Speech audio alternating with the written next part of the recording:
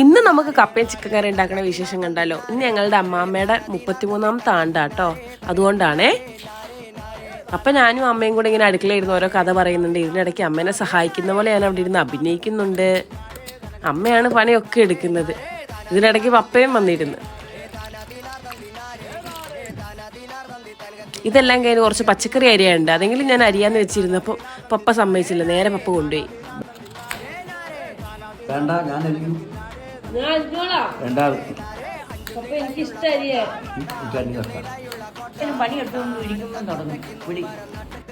പപ്പയ്ക്കൊന്നും ഒറ്റയ്ക്ക് ചെയ്യാൻ പറ്റില്ല, നമ്മൾ കൂടെ നിൽക്കണേ. ഇതാട്ടോ അമ്മാമ്മയ്ക്കും എനിക്ക് എവിടെയെങ്കിലും ഒരു ചായ ഉണ്ടോ.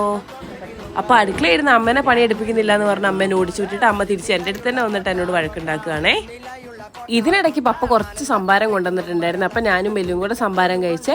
അത് കഴിഞ്ഞിട്ട് ഞങ്ങൾ നേരെ കപ്പ ചിക്കൻ കറിയും കഴിച്ചേ. ബൈ.